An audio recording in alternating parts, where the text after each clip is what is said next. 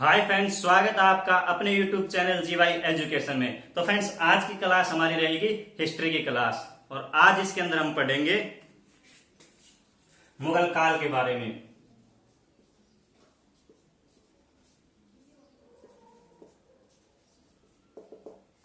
देखिए फ्रेंड्स, किस प्रकार मुगल काल की स्थापना हुई है। तो मुगल काल का संस्थापक कौन था? बाबर। मुगल काल की स्थापना कब हुई थी? 1526 में। 1526 में मुगल काल की जो स्थापना हुई थी वो हुई थी पानीपत के प्रथम युद्ध से।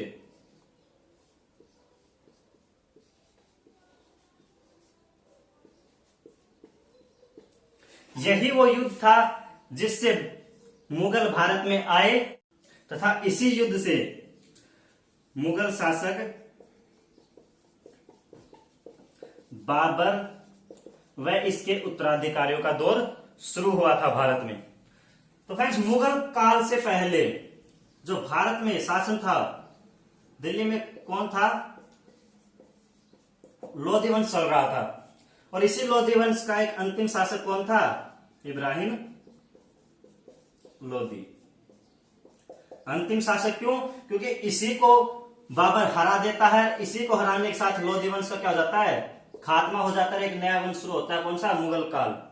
ठीक है फ्रेंड्स, तो हम देखते हैं किस प्रकार जो बाबर है वो अपने 12,000, केवल बाबर के पास कितने सैनिक थे? 12,000 सैनिकों की संख्या किस प्रकार इब्राहिम लोधी के 1,00,000 सैनिकों पर भारी पड़ती है और भारत में मुगल काल का प्रारंभ होता है। तो देखते हैं फ्रेंड्स।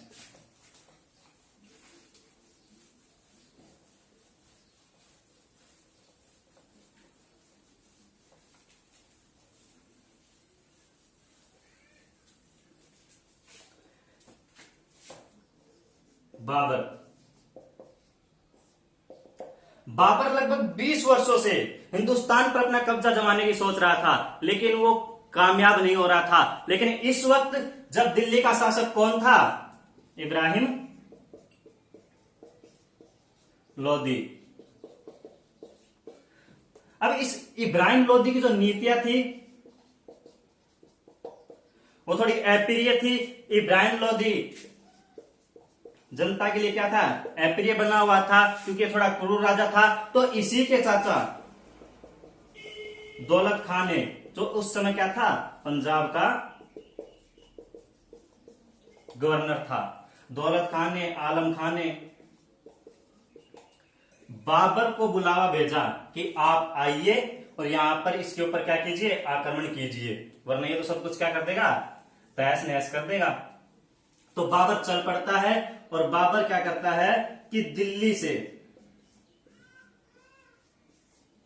लगभग 90 किलोमीटर दूर पानीपत नामक एक स्थान है जो कि हरियाणा में है, वहां पर आता है और उस क्षेत्र को युद्ध के लिए क्या करता है? चुनता है। तो देखिएगा फ्रेंड्स, बाबर यहां पर आ जाता है पानीपत 12 अप्रैल 1526 को। युद्ध हुआ था कब? 21 अप्रैल 1526 को युद्ध हुआ था। 21 अप्रैल 1526 को बाबर आ जाता है 12 अप्रैल 1526 को। आगे देखते हैं।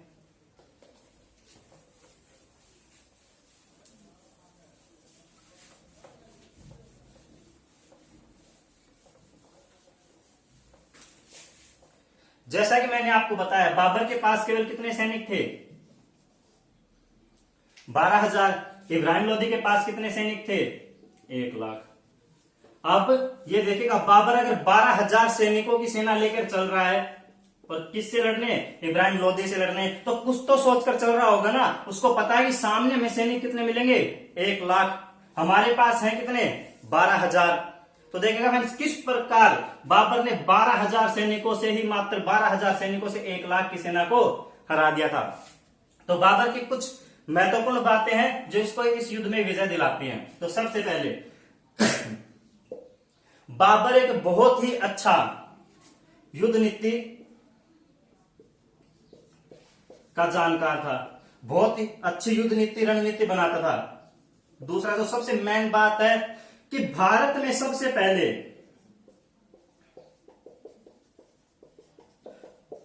तोपखानों का प्रयोग किसने किया था? बाबर ने ही किया था। बाबर के पास ऐसी कौन सी शक्ति थी?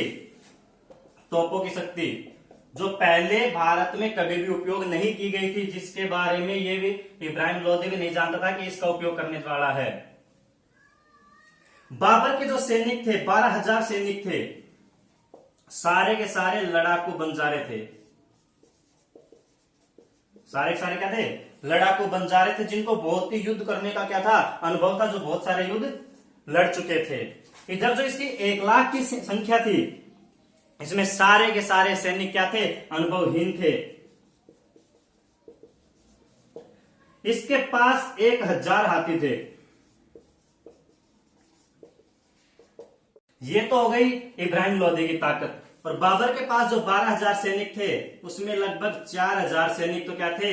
अच्छे तीरंदाज थे, गनमैन थे, और इसके पास मुख्य क्या थी? तोपें थी। बाबर ने एक मुख्य बात, इस युद्ध में किस नीति का उपयोग किया था?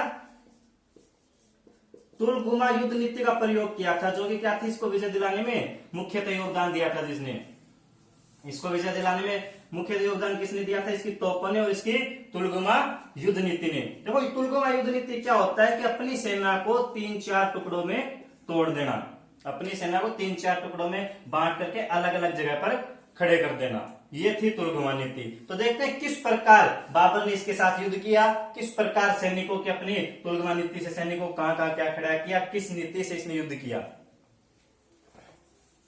जैसा कि मैंने आपको बताया कि बाबर आ कब गया था? 12 अप्रैल 1526 को। युद्ध कब हुआ था? 21 अप्रैल 1526 को। अब बाबर 12 अप्रैल को आकर, अब देखो युद्ध हुआ था 21 अप्रैल को, बीच में 8-9 दिन थे, तो बाबर ने क्या किया?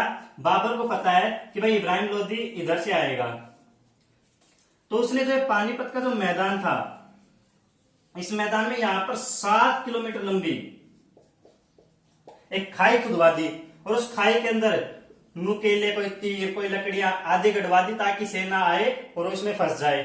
इस पानीपत के एक साइड में तो क्या था? दाएं साइड में तो शहर था, और बाएं साइड में इसने क्या किया? जो इस खाई की लकड़ियां थी वो यहां पर डलवा दी, जो पेड़ पौधे कटे थे वो यहां पर डलवा दिए, ताकि सेना किधर से आए? इधर से आए। यहां पर 7 किलोमीटर लंबी क्या खुदवा दी? खाई खुदवा दी। तो मैंने आपको बताया इसने तुलगुमा युद्ध नीति का प्रयोग किया था। तो इसने एक मंगोलों की एक टुकड़ी, सेना की एक टुकड़ी यहां खड़ी कर दी, एक टुकड़ी यहां खड़ी कर दी, ताकि जब इब्राहिम लोदी आए तो उसको दोनों साइड से उस पर क्या किया जा सके? आक्रमण किया जा सके।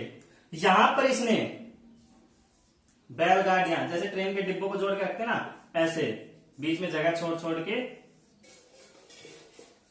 बैलगाड़ियां खड़ी कर दी, और अपने बैलगाड़ी के पीछे सेंटर में खुद खड़ा हो गया। यहां पर उसने तोपें लगवा दी,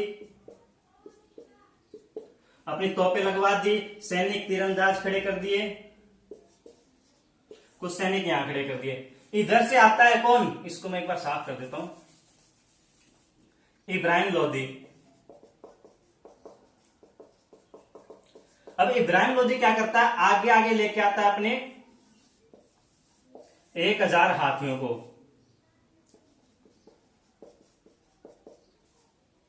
इसके बाद में बीच में ये रहता है, और इसके पास यहां पर इसकी मुख्य सेना रहती है, 1 लाख सैनिकों की जो मुख्य सेना, कुछ यहां पर, कुछ सैनिक यहां पर, और बाकी जो मैन इसके 1,000 हाथी थे वो आगे आगे थे, और मुख्य सेना इसकी क्या थी? इसके पीछे थी। अब क्या करता है कि जैसे ही हाथियों की सेना इधर आती है, वो इसके 7 किलोमीटर जो इसने खाई खुदवाई थी उसमें फंसती है। फंसने के बाद इसके हाथी लड़खड़ा जाते हैं, और इधर से जैसे ही हाथी लड़खड़ाते हैं, सेना थोड़ी सी लड़खड़ाती है, इन्होंने तोप डालना शुरू कर दी। जैसे तोप डालना शुरू की, इसके जो हाथी थे वो सारे घबरा गए। हाथी, थोड़े हाथी क्या हो गए? घायल हो गए। और इसके हाथियों ने, इब्राहिम लोदी के हाथियों ने इब्राहिम लोदी के सैनिकों को ही कुचलना शुरू कर दिया। सारी सेना में क्या मच गई? अफरा तफरी मच गई। सारी सेना में तो इधर अफरा तफरी मच गई। तो इधर जो सेना खड़ी थी उन्होंने इस सेना को घेरना शुरू किया। ये सैनिक थे, ये तीर बरसाने लगे, जिससे बहुत ज्यादा सैनिक क्या हो गए, घायल हो गए। मैंने आपको बताया इसके सैनिक क्या थे, अनुभवहीन थे, और इसके जो सैनिक थे उनको कई युद्धों का क्या था, अभ्यास था, सारे के सारे लड़ाकू बन जा रहे थे। तो इधर से इस सेना को घेर लिया गया, इधर से इस सेना को घेर लिया गया। क्यों? क्योंकि बाबर की युद्ध नीति क्या थी, बहुत ही बढ़िया थी। फंस गया इब्राहिम लोदी बीच में। अब इब्राहिम लोदी की जो मुख्य सेना थी उसने इस इब्राहिम लोदी को कहा कि आप चले जाइए, आप जाइए, फिलहाल उसके तो भाग जाइए, अगर आप जिंदा रहे तो दोबारा से युद्ध नीति बनाकर दोबारा बाबर पर आक्रमण कर देना। अगर आप जिंदा रहे तो दोबारा से युद्ध नीति बनाकर दोबारा बाबर पर क्या कर देंगे, आक्रमण कर देंगे, लेकिन फिलहाल के लिए आप चले जाइए।